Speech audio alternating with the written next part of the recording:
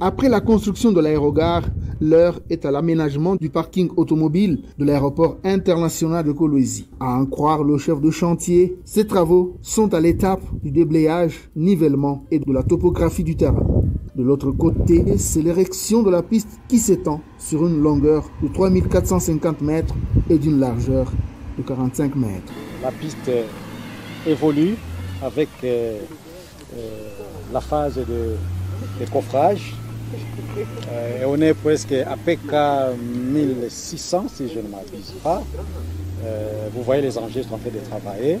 Après cette phase, on va faire la stabilisation au ciment.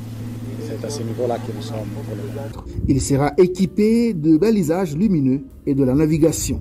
Pour l'instant, les travaux effectués sont au niveau du déblayage, de la topographie, du coffrage de la piste avant d'atteindre la pose de la couche de base et celle de roulement. Puis suivra la stabilisation de la plateforme en ciment de 20 cm, de la couche de fondation avec latérite de 30 cm, la couche de base bitumée de 18 cm ainsi que la couche de roulement en béton bitumineux aéronautique de 10 cm.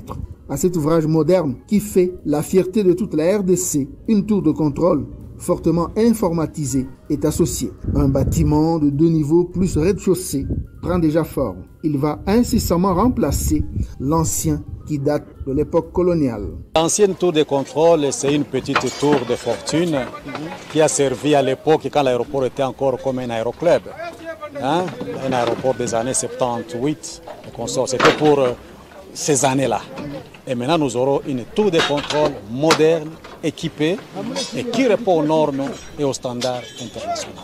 Le nouvel aéroport international de Kolwezi est certainement l'un des bijoux construits par le président Félix Antoine Tshisekedi Tshilombo par le biais de sa représentante dans la province du Lualaba, Marie-Thérèse Masuka Saini, et ce, dans l'objectif de rendre attrayante la province cobaltifère.